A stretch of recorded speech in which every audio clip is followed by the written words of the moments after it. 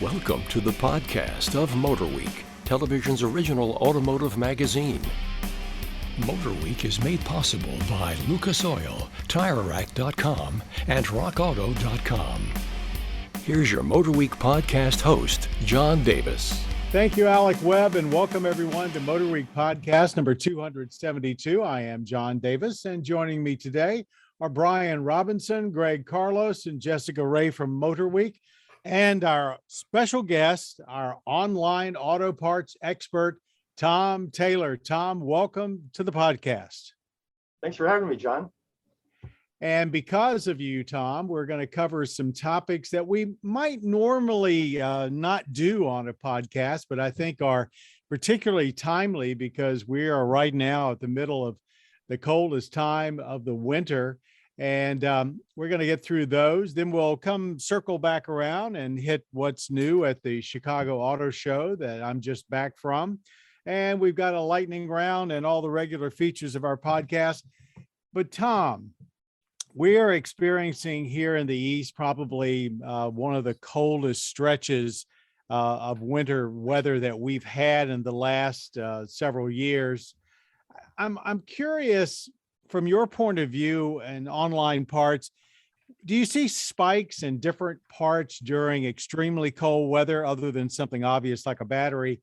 And let's turn the tables on that and say what are most in demand during warm and hot weather. Well, something we see is window regulators failing. The window regulators. Huh. Right. If the mechanism that moves the window up and down inside the door. And if it's super cold weather, there's lubrication is a little bit thicker and there's more stress and strain on that. And I mean, over the last 30 years, a lot of window regulators have moved away from big gears and steel arms to cable systems that have been reliable, but they just face more stress and strain when the weather's cold. So it's a good idea to become familiar with what window regulator you have before you have a problem.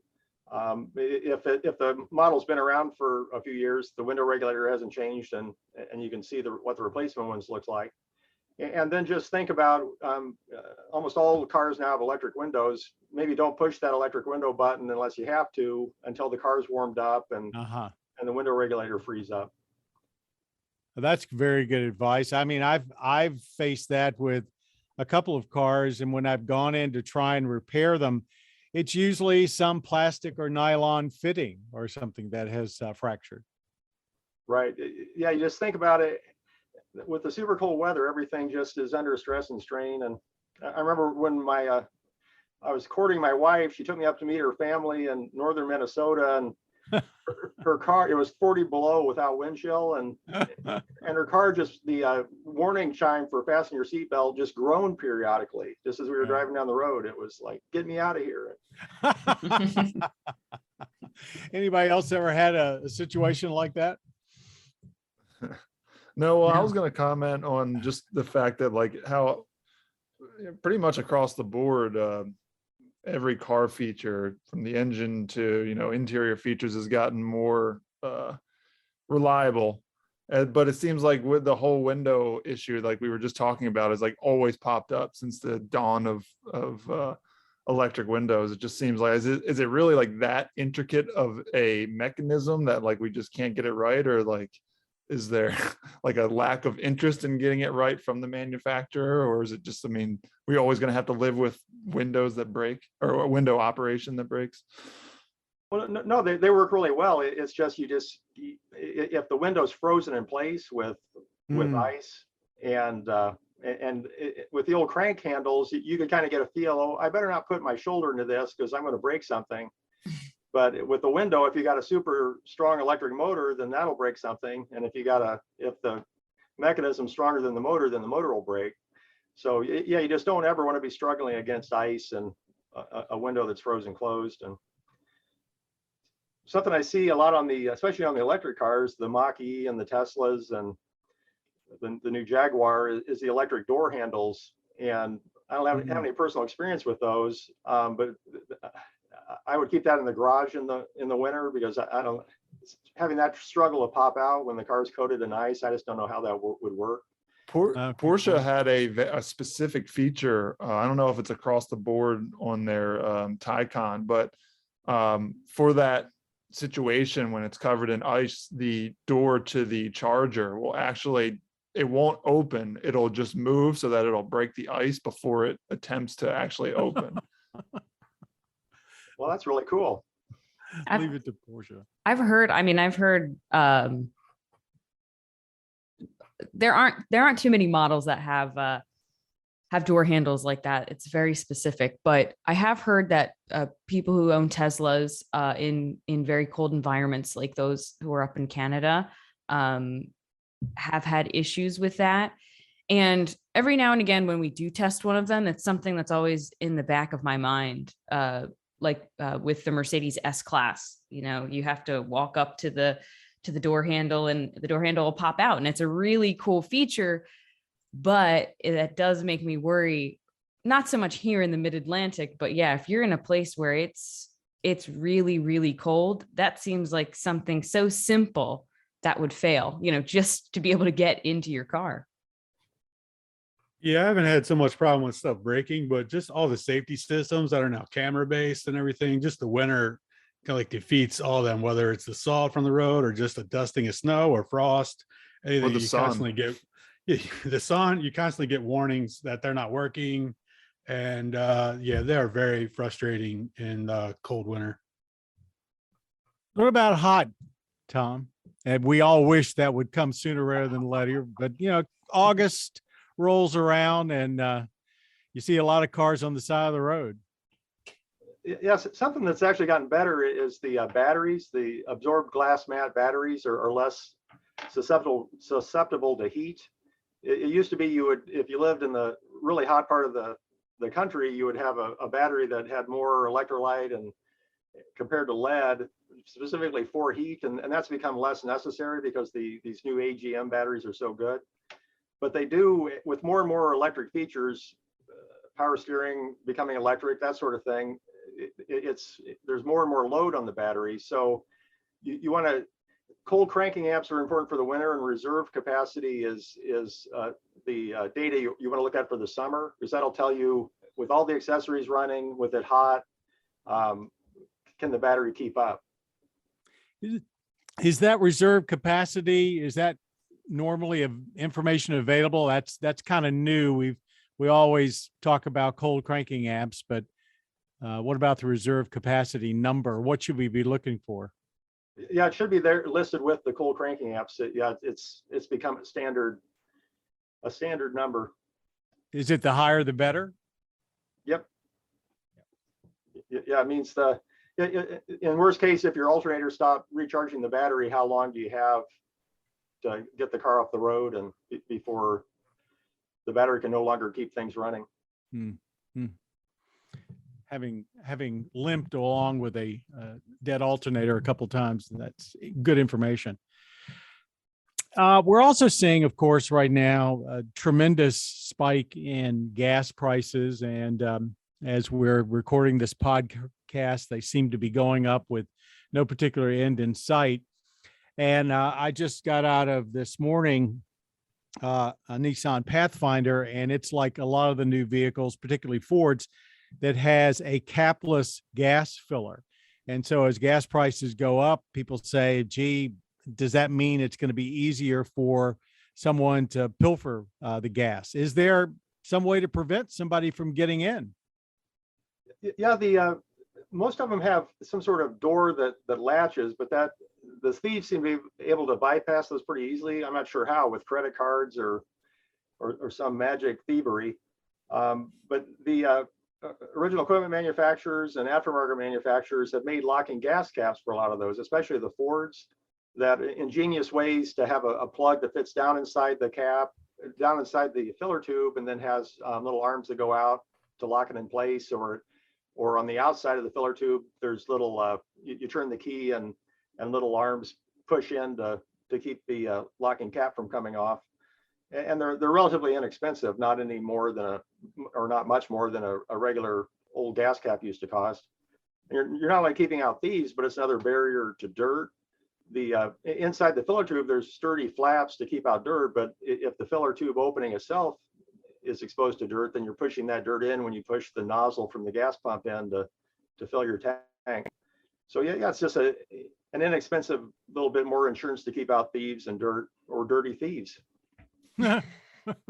It's interesting you mentioned dirt, because every now and again you'll come across somebody who just does not like wash their car, or doesn't wash their car very thoroughly. And one of the dirtiest places is when they open up the where they're going to put in their gas, and just all around it is just caked on with dirt. Certain models, unfortunately, are more susceptible to that.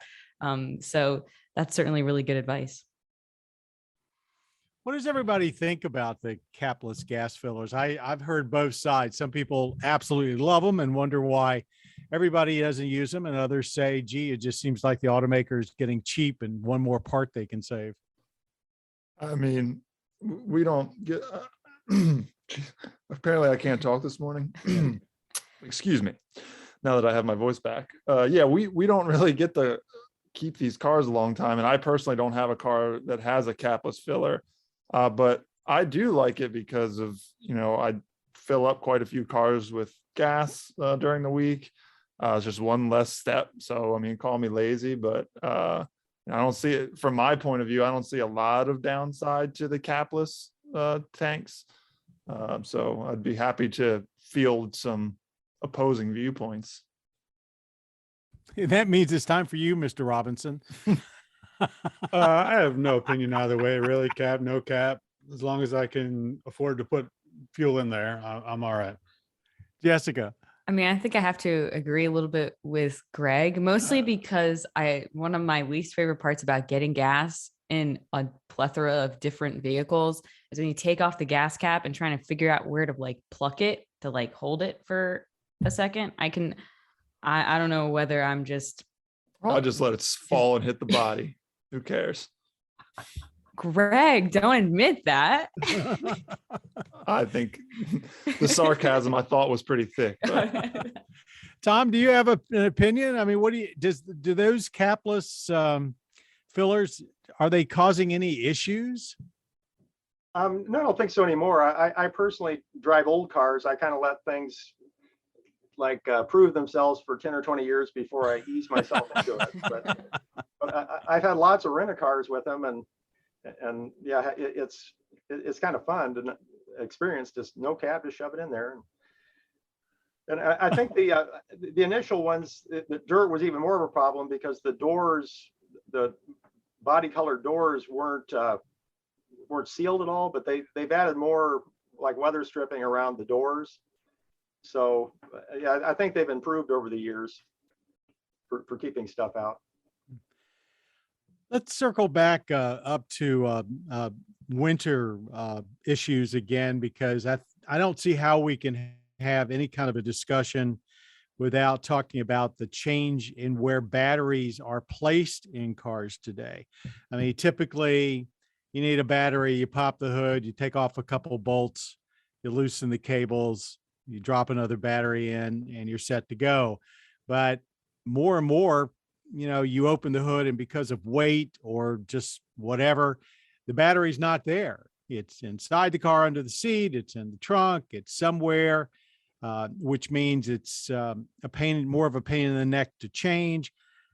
Is there something else, Tom, that we should be aware of if we have to change a battery that's in an interior or rear location that maybe is just not typical? Yeah, but something to watch for is, and I've done it myself. I forget about it, even though I sell them and should know better. But if the battery's inside the car, it should have a battery vent tube, which will be a little elbow, typically made of plastic, that sticks in a hole in the top of the battery, and then that runs to like a piece of vacuum hose that goes through a grommet to outside the car somewhere, and that's supposed to vent sulfur dioxide, oxygen, hydrogen, any gases that come off the battery to the outdoors versus inside the car where it could cause corrosion or potentially damage something. So just watch for that.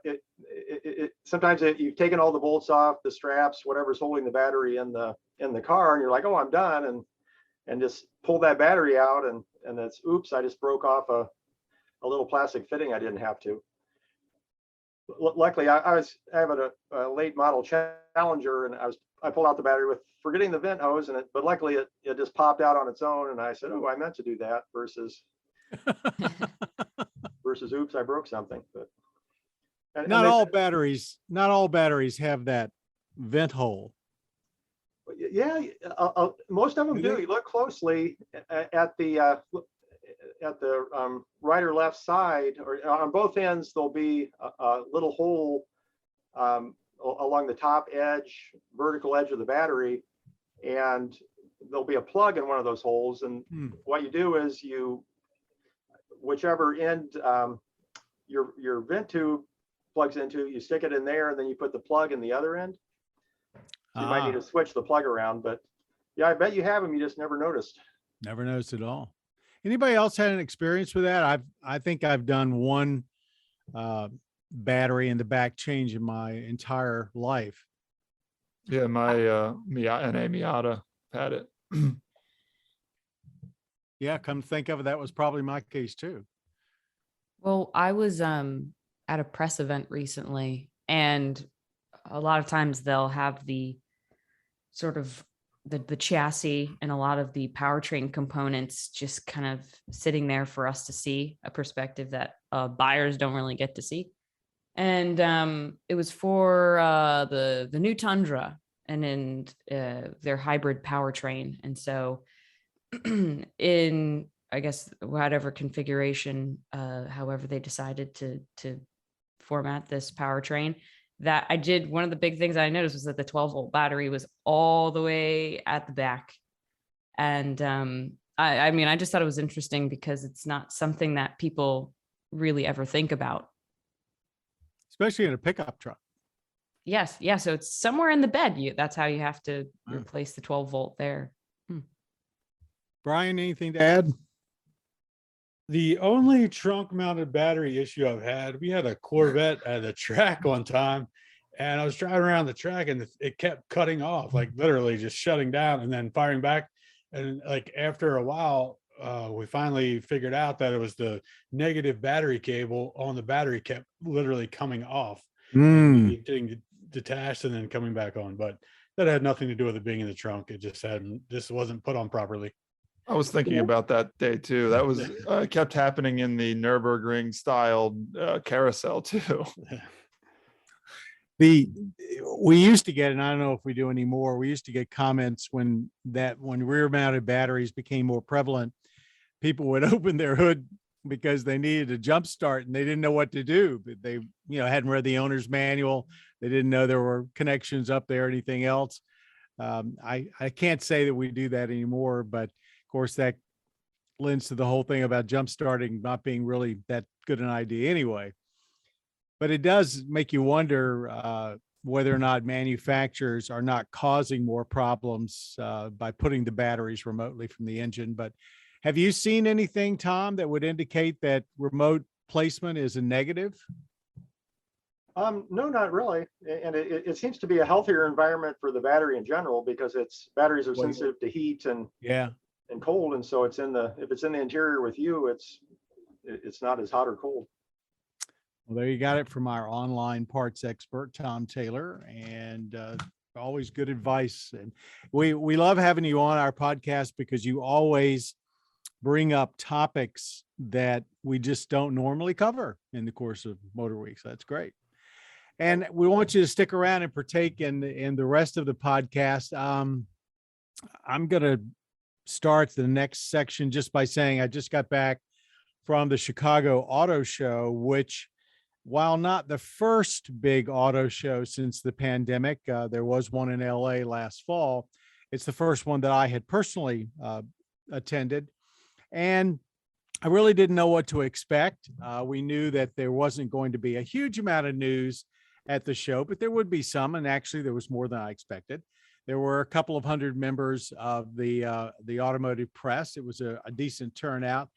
So the show itself, while it had few real world debuts. It did bring to the public's eye some vehicles that we had not seen except in press material.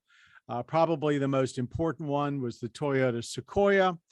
This is an all new design. And now that Toyota has dropped the Land Cruiser from the Toyota brand, it's their biggest SUV, 3 rows, of course. And it looks like a very good rework of a vehicle that's extremely important, body on frame, of course.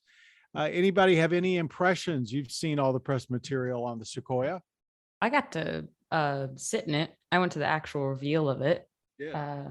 I got to see it in person, kind of got to play around with some of it, the interior and such. I mean, it's if you've seen the Tundra, it's very similar inside to the Tundra, basically a carbon copy, which is not a bad thing. Yeah. I would say it's not a bad thing. Obviously, a ton of updates. The exterior styling wise, it's much more proportional, I would say. I like to say it's like a Toyota-fied version of the LX, which it's based on. Mhm. And one of the big things is that it has a standard hybrid powertrain now, which is the Toyota's new iForce Max. So one of the things that I will say with this hybrid powertrain, because it has the nickel metal hydride battery that Toyota likes to use, that is also in the Tundra, but it sits underneath the 3rd row of seats. So this is a very competitive segment. And that means that with that battery being under the 3rd row cannot fold flat. So Toyota got creative and has this like shelving system that they have made so that you can have a flat load floor. But we don't know EPA numbers or anything. What the hybrid gives it a lot of torque. I mean, we're talking over 500 pound-feet of torque. So that is a perk to the hybrid powertrain. Fuel economy wise, don't know how much better it's going to be. But it'll just be interesting to see what people decide is like the reason why they sort of go with the Sequoia. I mean, obviously Toyota, but compared to just, it's a very, very competitive segment. Anybody else? Curious to see the capstone and how, as we mentioned, with the departure of the Land Cruiser, the capstone's going to have to come in and really offer that over the top luxury that the Land Cruiser had always had for the Toyota lineup. So I wonder if they'll like try to, I guess, match it or maybe outdo a previous Land Cruiser. I don't know. Jessica, did you spend any time in a capstone, or was that even available by the time you were sitting in it? It was there. Yeah. The two that they showed us were actually, one was a capstone and one was a TRD Pro. And the TRD Pro was really, really cool because it had like a lot of like camo in it. And I don't even like camo, but it was like the digi camo and it had it on the fenders, and that was really cool. And of course, well, the TRD Pros usually look great, but yeah, no, the capstone, because I drove the Tundra capstone as well. It like, I mean, it's loaded with pretty much everything. It has like the body color fenders. It's got like 22-inch wheels. The interior has like a really nice white and black theme to it that is only available in on the capstone trim. Is it quite as like luxe as say a Denali? But it's close.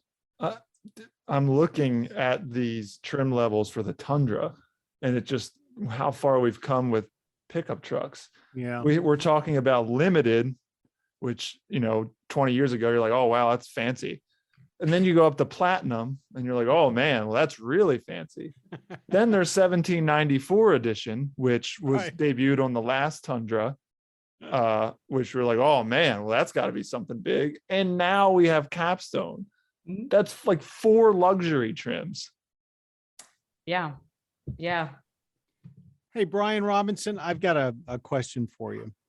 Yes, sir. Kind of clear the air here with the new Sequoia. I mean, we just finished our initial report on the Lexus LX 600, And that basically is a vehicle that has some kinship to the Land Cruiser, which you can't buy here anymore. Do you think that Toyota is basically taking the Sequoia and saying that will replace the Land Cruiser? Because if they are, go ahead.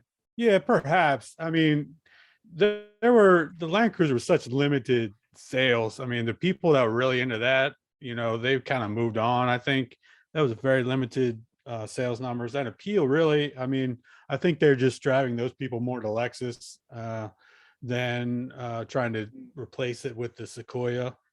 That's my opinion, anyway. But they still are using, I mean, all three of those that we mentioned are still using this new Tundra frame, my understanding. That's correct. Yep. So for anybody that misses the Land Cruiser, the Sequoia has this basically the same underpinnings. Yeah, and I don't think the Land Cruiser ever had the image here in the States that it does worldwide. I mean, it was very much Land Rover-ish in the rest of the world. Here, just a very niche group of people that were really into them. There were a number of other vehicles that kind of caught interest. Ford did come with two vehicles we hadn't seen before. One is the new Everglades edition of the Bronco, and complete with a removable snorkel and a front standard winch, which got a lot of attention. And they also brought the Alan Mann Heritage Edition of the Ford GT, Alan Mann Racing being the ones that did a lot of the initial prototype work on the original Ford GT that we ended up knowing as the GT40.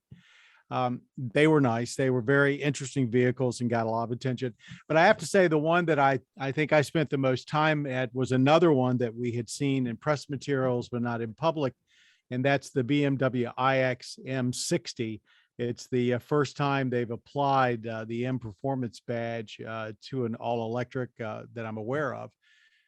611 horsepower.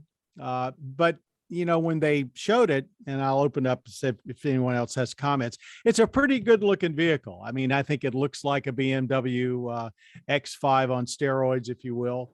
But the new front end that we've been somewhat critical about on BMW cars actually looks pretty good on it. Anyone have an impression of either the iX M60 or just the basic iX, since that's destined to be their mid-level EV globally? I feel Don't like, like it? well, no, I mean, I think we talked about it a little bit on a previous podcast. And I think we had okay things to say about it. I mean, I haven't seen it in person. I definitely, I wish it looked a bit more like a normal X5, like how the i4 looks like, more like a 4 Series. Yeah. Personally, It looks very different. Yeah. And so I think, but I haven't seen it in person. I also haven't driven one yet. So I want to reserve my harsher criticisms until then. Yeah, it'll all come with the driving, but I mean, the shape is the way it is, just to maximize interior space in a smaller package. I get it. The front end, it's got the self-healing grill to it, which is pretty trick. Yeah, but until we really drive it, it's hard to really say one way or another. So what do you think about applying the M in any way, shape, or form to an EV? I mean, obviously it's going to happen all over the place, that kind of, but do you think it will be as meaningful, let's say, as it is when it's applied to an internal combustion engine vehicle? I think it's more meaningful than Porsche putting turbo on their Taycan. Good point. I mean, yeah, I mean, and I can't argue with it. It's because it's so synonymous with performance in the BMW lineup. I don't see why you would create anything different. I mean, everybody knows exactly what you're talking about when you put that M on any BMW, EV or internal combustion. There was one comment I saw about the iX, and they were saying, well, now they've got BMW showing you can have a mid-sized SUV that's very competitive with the internal combustion engine X5. similar price, and I'm thinking, wait a minute, my way of looking at it, the iX is about 20 grand more than an X5. Do you think though that the people that buy BMWs, they're going to see this as a competitive vehicle, 84 grand to start versus say in mid 60s? I think that'd be hard because I don't know that the traditional BMW buyer is cross shopping between internal combustion and electric. I think they're still at a point where if they want electric, they're gonna like go look for electric. I don't know. I'm a little skeptical of that. Yeah, 20 grand is probably similar for BMW buyers. So, but kind of what Jess was hinting at. I mean, they're in this transition phase where they're trying to appeal to their current buyers, but they're trying to bring new people in. They're trying to transition from gas and, people that were super enthusiasts about their vehicles, offering them something they may not be as enthusiast about, but they've got to do it. So I feel for them trying to appeal to everyone with this transition. And I will say that their efforts, like I really like BMW's. I think we had, was it the X5 PHEV in, if I'm not mistaken? Yeah. And I really like that. That was a great car. And so, maybe a strategy is, seeing people who have those PHEVs know, in the luxury BMW SUVs, they have plugged it in before, they sort of get the idea, and maybe in that transition, those sort of buyers would be interested in moving to all electric. That I could see that. I do like the fact that the European manufacturers seem to have not abandoned PHEVs as an alternative, which I personally think is pretty smart. Tom, do you have any feelings about the current state or where we're going with electrified vehicles, EVs or whatever? I mean, are you buying into this? This is the near-term future, or are you a little more skeptical, or what? Something that Brian said that's got me really worried is you mentioned self-healing grills, and we sell grills. I'm worried. Tell me more about that. Don't worry, there's plenty of other parts in that vehicle that'll need replaced, Tom. Don't worry. Yeah. What is a self-healing grill? Oh, it's made out of this basically soft plastic that when you get like a chip or whatever, the plastic kind of heals itself. It's still fluid in a way. Interesting. And like small scratches and stone chips and stuff, it kind of morphs and covers over. So It's alive.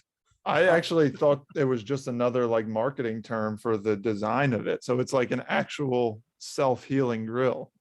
Correct. Or quote unquote grill. Yeah. I tell you. Yeah, and as far as electric vehicles, the Prius hybrids have been around forever, and we saw replacement, rebuilt, remanufactured batteries for those. I think they're becoming more and more everyday vehicles, and they're repairable if the manufacturers design them to be that way. Tesla is a little bit alarming that they're trying to restrict the ability of people to repair their own vehicles, and it seems to be like they're becoming more throwaway cars, but hopefully that'll change. And as other manufacturers move into electric vehicles, hopefully they'll be repairable.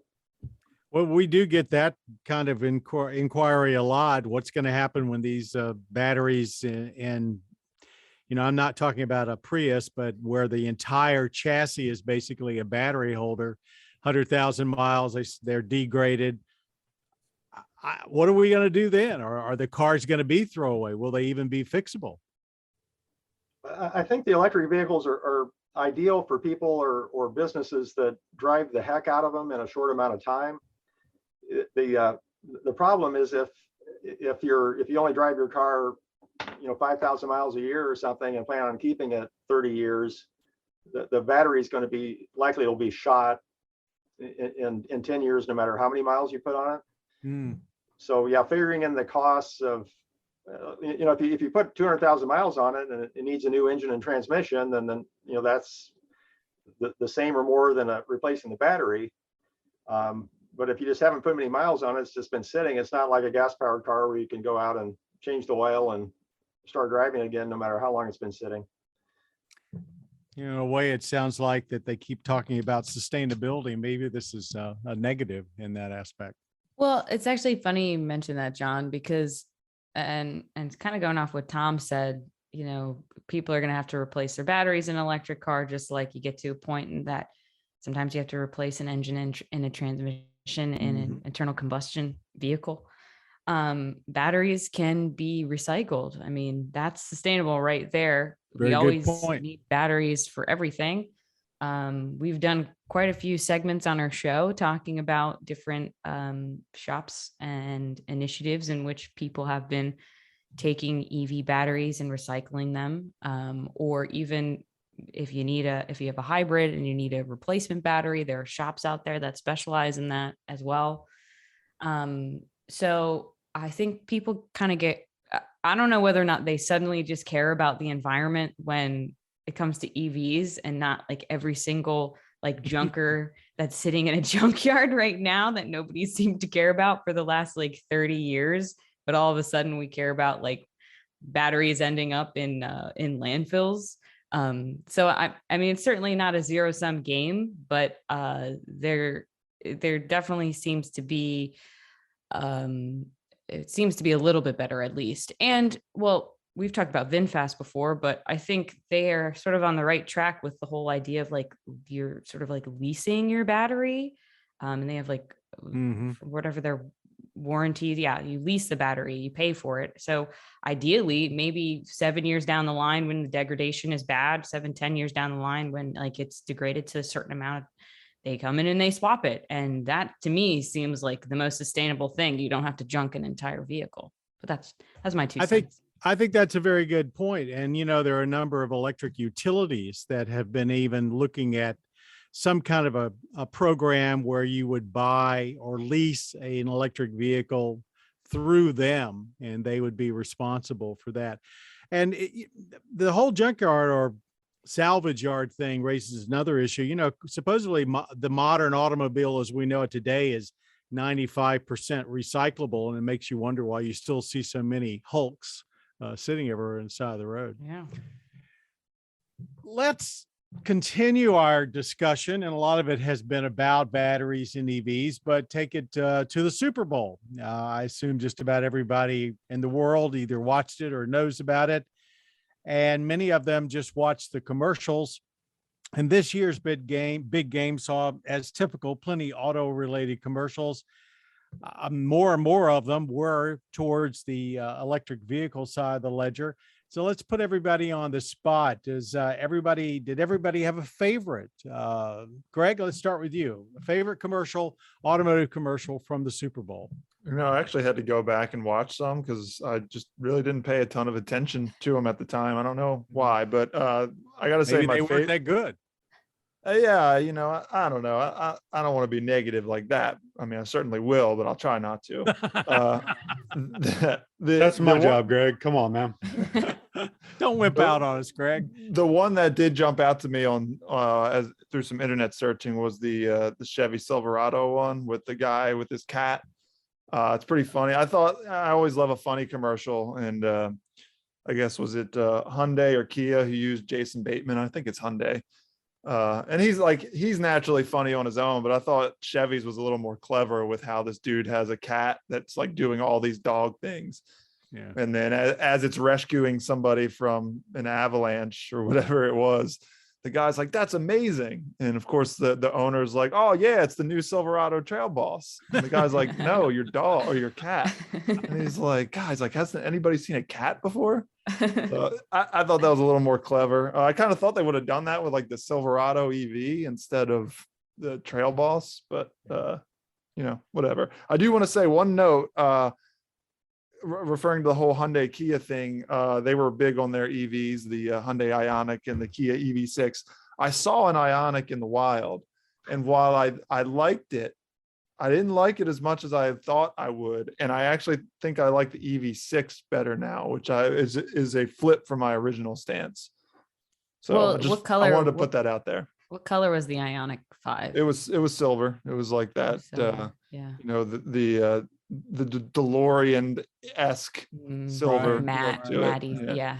Well, it's funny you say that, Greg, because I think I had the same opinion because I drove the EV6. So I definitely flip-flopped, I think, on it as well. Brian, any pick? I guess the Polestar one, just because it was like anti-commercial. It was just like Yeah. getting their name out, which a lot of people still don't know about Polestar. So I think, how many people hadn't heard about, Silverado Trail Boss? It's like, was that really great use of money? But, it was kind of Polestar's coming out party. So I thought it was tasteful and consistent with their image. And yeah. Tom Taylor, did you happen to come away with a favorite?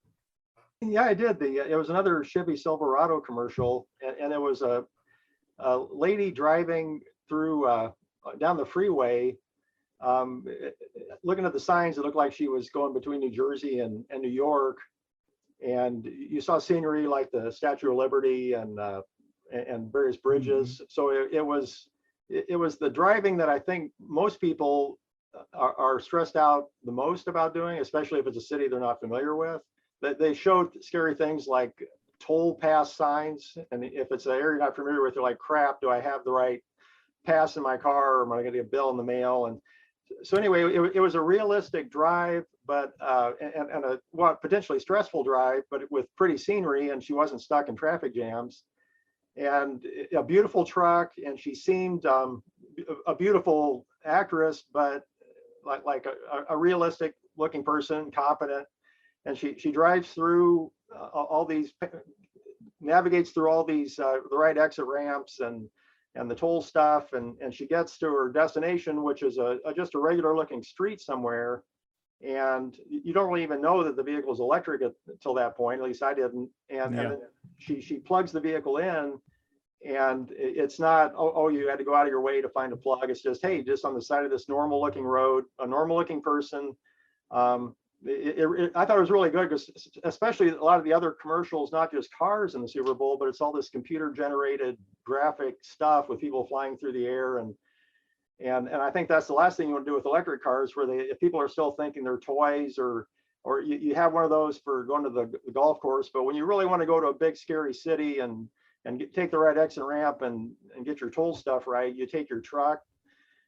And it showed a truck. Okay, here's a truck, but hey, it's a trusty Chevy Silverado, and it's also, by the way, it's electric, but the electric part isn't so important. If I'm not mistaken, I'm pretty sure that commercial was supposed to be like a callback to The Sopranos. Yeah, it was. Yeah. And the only reason I like really pay attention to that commercial is because the exit that they showed, exit 13. Exit 13. That's the exit I always take to go visit my family in New York. Oh, cool. Well, nobody mentioned the Mike Myers and the Dr. Evil, which I'm not surprised. That was impressive that they got all those people together, but there was a lot of celebrity cameos and then the Nissan commercial as well, the Z commercial, a lot of celebrity cameos. I like the Kia commercial with the little robo dog and the EV6. I thought that was really cute.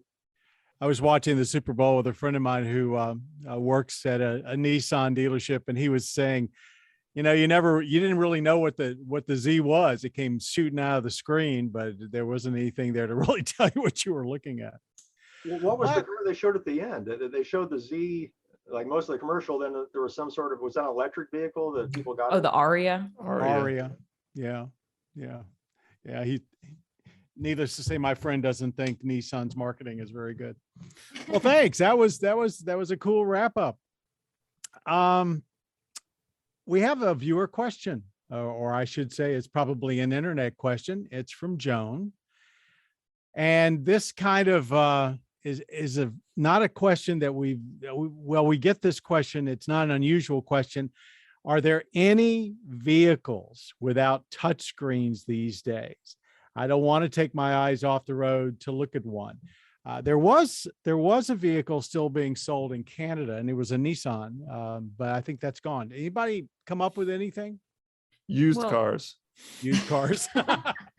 Well, technically, I mean, John, the Acura TLX that does not have a touch screen. There you go. That Got a lot of controls, but no touchscreen. it does, but unfortunately, with the nature of new vehicles and the amount of information that you need to be able to access in that like infotainment area, you have to have some way to do it.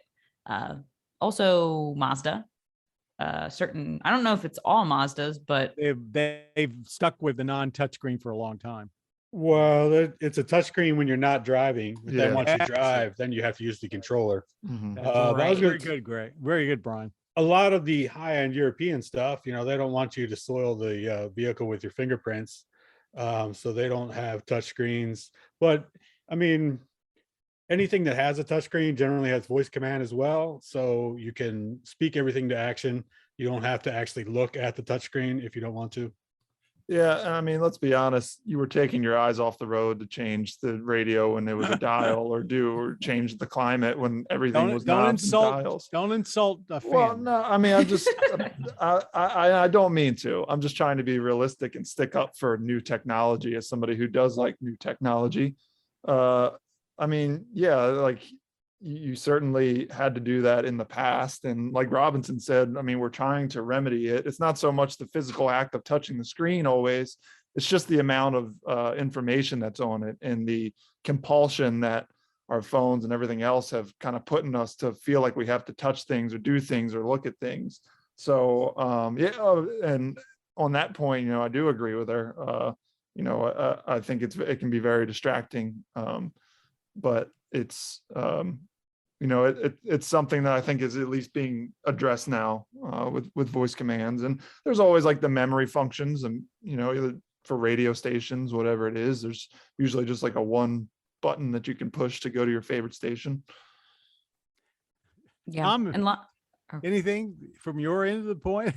I rent a lot of cars, and the voice command idea cracks me up because I tried voice commands and they never listen to me. When I get into the car at 9 o'clock at night and it's dark and I just start yelling, how the heck do you turn on the windshield wipers? And what I've noticed is they have screens, but what really makes the difference is there's still a knob for the important stuff like the radio volume and for the climate control and turning on the defroster. I found this, like the Chrysler vehicles, I've noticed it's like the screen will be there, but most of the really crucial features you don't want to be fumbling for in a rent-a-car in the middle of the night and not be able to find are still buttons or knobs, and or they're both on the screen and there's a knob available. And most of them, I mean, speaking of Mazda, it's like I rented a Mazda 3 and drove it like 500 miles, and I found it frustrating for the first 450 or so, but by the end, it had so many cool features. I figured how to adjust the sound of the turn signal flasher. You could make it softer or louder, and it was easy to use once I figured out how to use it. I should have spent 20 minutes with the owner's manual and instead of fumbling with one hand driving down the freeway. But now you know what it's like to be us, Tom, getting in different cars and trying to figure out how to use them in the first 100 miles. Jessica, I cut you off. You started to say something. I can't remember what it was, Okay. but yeah, no. Well, it's funny because I one time I think I tweeted something that was like, I really love a Mazda, but I do not love the knob situation they have going on there. And Mazda replied to me about how apparently they did a bunch of studies and that knob is supposed to be very safe. So not for me personally, and probably very similar. I guess maybe Acura and Lexus did some similar studies, and that's why they have touch pads or something. Who did the study? Mazda? Yeah, I mean, yeah, Probably, I guess so. Yeah. Of course, But- if they did the study, of course it's going to be the safest thing. But also I think the real answer, because even the base of the base models have will even have a teeny tiny little touch screen. As long as you have Apple CarPlay or Android Auto, you pretty much really don't need to touch much of anything once you start driving. Yeah, that's all pretty much situated. You'll be able to have everything you need, maps, music, everything, phone calls, etc. And just plug it in and leave it be. You know, I get frustrated when we get into a vehicle and it doesn't recognize my iPhone. So I agree with you on that. Well, Joan, I think we gave you a little bit more information than you were probably bargaining for, but there are some cars out there that you can get without a touchscreen. More than I saw one number that said 98% of all vehicles have touchscreens, but I think that may include the Mazdas, which sort of do but don't, depending on where you're driving. Thank you, one and all. That was very good answers. And before we wrap up, and that was kind of a rant and rave session, but do we have anything else we want to rant and rave about this week? And Tom, you're open. This is anything that bugs you about driving, about dealing with human beings, whatever. Anybody got anything? I've got something. This is Tom. If for like the last 30 or so years, I've been fuming and angry about the center consoles in front wheel drive cars. When front wheel drive cars first came out, they didn't have, there was no transmission tunnel necessary, no drive shaft tunnel. So they had these nice flat floors where you could stretch out in the front. And ever since then, they've been putting these giant plastic consoles. And I hoped lately that a lot of cars have been going back to like push button transmissions. And there's not even any illusion that you need that place for the shifter on the floor, but they still have these giant ever growing plastic buckets. So get rid of those and give us some leg room. I personally just don't store a bunch of junk in the console of my car. Don't tell me you want to return to bench front seats. Oh, I do. Yeah, why not? I bought my dad gave it to me, a 1979 Chrysler Cordoba, the 300 model in the early 90s, and I put about 80,000 miles on it since I've had it for the last 30 years or so, and the stuff in the console is still the stuff he had left in the console when he gave it to me. I just don't use those things. So yeah, why not have it be an extra seat or just a place to stretch out your feet on the floor? Wow, I didn't expect that one. I mean, the perks of EVs, a lot of EVs we get into, there's so much room. I mean, they a lot of people do, a lot of the EVs have converted that to like storage, but I totally see what you mean. I definitely see what you mean. Anybody else? I have something topical Yeah. that maybe it's not really a rant or rave, but it sort of just happened and it's kind of very big news. I don't even know if you've heard of it, John. But there's a barge out that was carrying quite a few Porsches and BWs that lit on fire in the middle of the ocean. So Everybody, this is a car carrier? yes, Car carrier. And I mean, everyone on all of the crew is safe. There was like 22 people on board and they are all safe.